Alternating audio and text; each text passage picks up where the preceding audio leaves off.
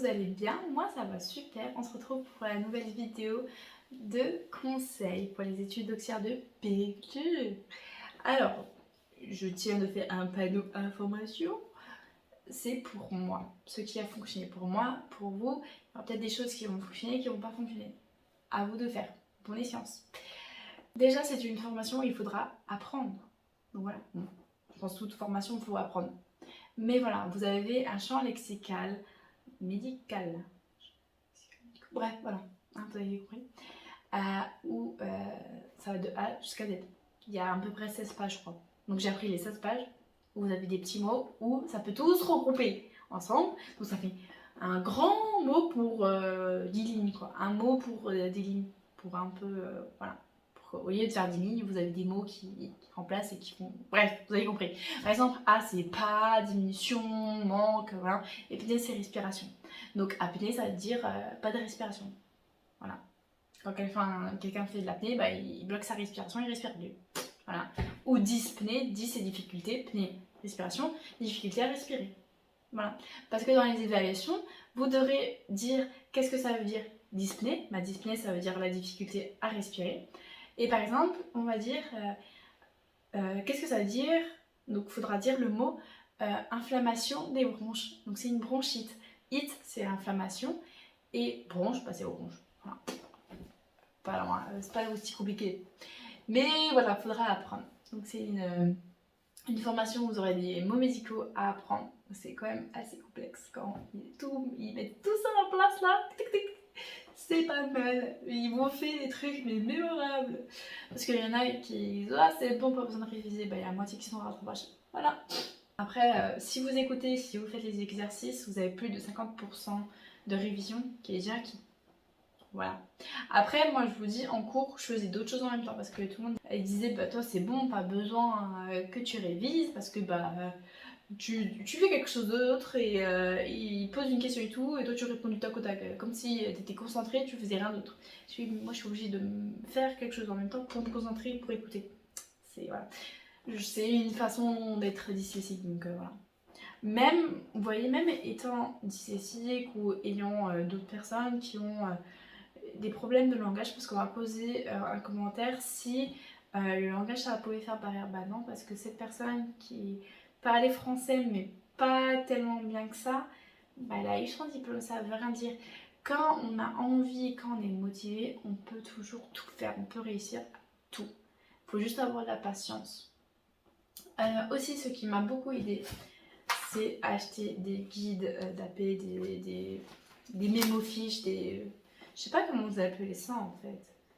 C'est mémofiches, des mémofiches. Alors j'ai le petit, mais j'ai acheté aussi le grand. Pourquoi je le... Voilà, le grand. Parce que j'ai demandé à mon professeur, je lui ai montré, je dis ah est-ce qu'il est bien et tout ça pour réviser. Alors elle dit, celui qui fait le livre, il est bien. Mais le petit, il est trop petit, il n'y a pas assez de détails. Elle dit prenez le grand, lui il est beaucoup plus détaillé. Donc lui quand j'avais la flemme de prendre lui là trop lourd, je prenais celui-là. Mais sinon toutes mes révisions en fait je le faisais que dans celui-là. Il explique bien.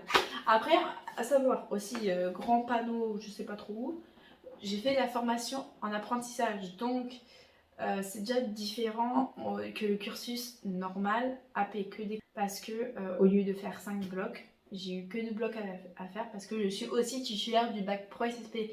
Donc les autres blocs, je les ai validés avec mon bac pro. Donc j'ai juste 2 blocs à valider. Alléluia. Voilà. Ce que je faisais, c'est que je prenais en photo les pages en question, du moins toutes les pages, des blocs, des modules que j'avais besoin. Et j'enregistrais sur mon téléphone et il y avait un truc vocal qui me lisait les pages. Donc ça fait que le matin et le soir, j'écoutais toutes les pages que j'avais prises en photo pour apprendre. Et en même temps, soit que j'écoutais, je lisais en même temps, soit j'écoutais, je faisais ma petite vie, soit j'allais avant de dormir, je m'endormais dessus. Meilleur truc au monde, du moins pour moi. Aussi, c'était beaucoup la positivité que j'allais réussir parce que... quand vous êtes négatif, bah, le négatif attire le négatif et le positif attire le positif. Parce que tout le monde dans ma classe me dit ah vas-y pour le bloc là, le 2, le énorme, ce que la moitié elle est au rattrapage ou le quart, je m'en souviens plus. Tout le monde disait ah, on va aller au rattrapage, on va aller au rattrapage. Moi je fais maintenant, arrêtez de me mettre dans votre panier, moi je ne vais pas aller au rattrapage parce que je ne le veux pas. Point. J'ai fait arrêter de dire je vais aller au rattrapage parce que aussi, si vous dites ça, bah, vous y allez au rattrapage. Donc voilà, moi je me disais que je ne vais pas y aller parce que sinon, non. Voilà. Je me suis même pas mis cette hypothèque. Cette idée en tête, voilà. Oh, hypothèque, n'importe quoi. Donc voilà, la positivité, croire en vous. Les qualités aussi que j'ai pu voir qui sont pour ce job, c'est la bienveillance bien sûr, à l'écoute, parce que ce soit à l'écoute des parents ou que ce soit à l'écoute des enfants. Être attentive et observatrice, parce que ça fait tout notre métier, être observatrice, parce que vous aurez, si un enfant n'est pas bien, si vous le connaissez, vous allez savoir tout de suite s'il y a quelque chose qui ne va pas. Moi par exemple, il y a un enfant qui était très énergique quand j'étais chez mon employeur, tout le temps énergique, avec le sourire, il parlait beaucoup, il courait partout, tout ce que vous voulez. Il jouait, voilà. Et d'un coup, il vient s'asseoir sur mon torpille, voilà, il a peut-être besoin de faire une petite pause, ok, 5 minutes passent, je fais, bizarre. 10 minutes passent, je fais, ah ouais, bizarre. Pour la prendre la température, c'est l'avant-bras, pas ici, parce que sur les mains froides, c'est vous dire, oh c'est chaud, en fin de compte, que vous avez juste les mains froides, donc voilà. Ici, c'est à bonne température, et donc j'ai fait là, il fait, t'es chaud. Donc j'allais prendre la température, l'enfant il avait plus de 39 de fièvre, donc j'avais raison. Donc à force d'avoir regardé et de comprendre le comportement des enfants, bah, c'est là où on peut savoir, ah, là il y a un truc bizarre. Donc observatrice, c'est très important. Être curieuse, poser des questions aussi. Quand vous êtes en stage, ils adorent ça, quand vous posez des questions, ils voient que vous êtes investi. Toujours vous proposer. Quand c'est au bout de 1-2 semaines, bah, quand vous avez compris comment ça fonctionne, bah, faites de votre initiative. Ça aussi, ils aiment bien ça quand c'est l'initiative. Ne pas hésiter de demander une journée ou 2 journées avec les personnes qui font le ménage, qui font la cuisine, parce que bah, de toute façon, vous allez être noté aussi sur ça et ils vont de toute façon pas vous laisser le choix de le faire. De faire aussi des transmissions, donc des transmissions avec les parents le matin et le soir. Le matin, bah, comment il va, comment la soirée ça s'est déroulé, est-ce qu'il a bien mangé, bien dormi, tout ça quoi, est-ce qu'il y a un problème, un petit souci. Voilà, discuter avec les parents, les rassurer si c'est la première fois qu'ils laissent leur enfant, quand ils ont l'adaptation, si vous pouvez mettre des choses en place. Voilà, faites quelques petites choses dedans pour montrer que voilà, vous êtes vraiment investi, ça, ils adorent ça. Pendant vos cours aussi, n'hésitez pas à poser des questions, de répondre aux questions, n'ayez pas peur, hein. Nous ils sont sortis, hein.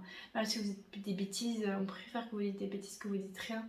Et au final de ne pas comprendre ou voilà, parce que si vous avez quelque chose en vous qui est faux, bah c'est le dire et comme ça du pourquoi et du comment changer et savoir bah la vérité quoi, pas rester sur vos trucs faux.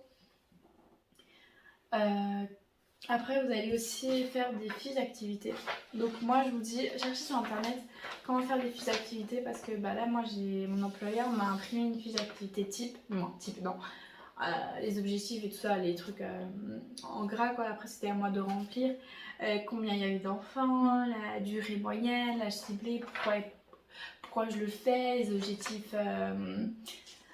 objectifs pédagogiques, à quoi ça va servir aux enfants et tout ça, parce que bah, dans le bloc 1 vous vous demandez ça. Pourquoi vous faites ça, à quoi ça sert, après combien de temps ça a duré, si les enfants ils ont captivé ou pas captivé, qu'est-ce qui a été amélioré, qu'est-ce qui était bien, tout ce qui est peut-être à bannir, à changer la prochaine fois que vous faites, les heures à changer, peut-être parce que vous l'avez fait trop tard, donc en fait ils avaient fait donc rien à carrer de votre activité. Donc voilà. Après aussi, quand vous êtes en stage ou en apprentissage, dites-vous bien, toutes les activités ne se passent pas comme vous le voulez. Si vous avez peur que ça se passe pas mal, parce que voilà, vous avez peur de ne pas intéresser les enfants et tout, ça peut nous arriver, même à ma tutrice, où j'ai vu des activités où elle a fait, où les enfants, voilà, dans le vide, parce qu'ils n'étaient pas intéressés, ils voulaient pas. Donc ça arrive même aux professionnels qui ont 7 ans, 10 ans d'expérience. Il y a des jours avec, il y a des jours sans. On a des jours avec, on a des jours sans. Les enfants, pareil. Aussi, ne prenez pas peur en multi-accueil vous endossez beaucoup de rôles. Infirmière, médecin, dire médecin, on se comprend. Pompier, police, donneuse de câlins s'ils ont besoin. Pas de bisous, on est d'accord. Mais des câlins s'ils ont trop d'émotions ou qui sont en colère, qui ont besoin d'un câlin parce qu'ils ont besoin d'être contenus. Voilà, par exemple, de l'infirmière, parce qu'ils sont infirmières, faut pas donner du Doliprane, s'ils n'ont pas eu du Doliprane, s'il faut faire des lavages de nez, tout ça. Donc voilà, faut être aussi quand il y a quelque chose qui vous déplaît ou qui se passe quelque chose de mal. Parlez tout de suite à la cadre ou à votre directrice ou à votre professeur référente. Si quelque chose ne va pas, ne restez pas en fait dans le silence parce que c'est pas comme ça, que ça va passer. En fait, ça fait que empirer quand vous restez dans le silence. Donc parlez-en. N'ayez pas peur. Faire la différence entre votre vie professionnelle et votre vie personnelle, donc c'est-à-dire s'il y a quelque chose qui se passe pas trop bien dans votre vie personnelle, essayez de faire quand vous allez au travail, ma vie personnelle et derrière la porte quoi. Quand je rentre au boulot, je suis au boulot, ma vie personnelle ne rentre plus en compte. Même si c'est compliqué certaines fois sur certains événements ou quoi que ce soit. Mais faut faire au mieux parce que les enfants ils sentent tout. Si vous êtes stressé, si vous êtes en colère, si vous êtes speed et tout ça, les enfants vont être speed. Ne vous inquiétez pas, vous êtes speed et ils vont être speed. Et je peux pas vous donner plus de conseils que ça. C'est les fondamentaux. Je vous ai dit les qualités pour être une auxiliaire, pour être une bonne auxiliaire. Après, vous allez prendre tout le bonne pratique et la bienveillance qu'on vous a inculqué dans vos stages ou dans votre apprentissage pour devenir la professionnelle que vous voulez être avec les bonnes pratiques et les bonnes manières à faire. Et voilà. Et comme j'aime répéter, vous apprenez, vous posez des questions, vous faites vos devoirs, vous écoutez et tout ira bien. Voilà. Et apprendre les mots médicaux aussi et les livres. Voilà, je voulais. Celui-là est toujours à l'envers. Celui-là, je vous le mettrai en barre d'infos comme ça si jamais vous cherchez, mais il est vraiment très très complet. Donc, je vous le conseille vraiment de prendre un livre de fiches mémo. Et en plus, c'est référentiel, c'est le nouveau 2021, donc ce que j'ai fait donc en 2022, donc c'était le tout nouveau. Je crois qu'ils n'ont pas trop changé depuis. Donc je crois qu'il serait encore bon pour l'année 2023-2024. Donc voilà, donc après à voir si vous avez un nouveau qui est sorti, parce qu'il y a un nouveau qui est sorti, un nouveau référentiel, mais je crois pas qu'il y a un nouveau référentiel. Donc sur ce, je vais vous laisser, j'espère que ça vous a plu, que ça a pu vous aider aussi et que vous partez un peu plus sereine sur ces conseils pour vos études. J'espère que vous allez réussir, ne doutez pas de vous.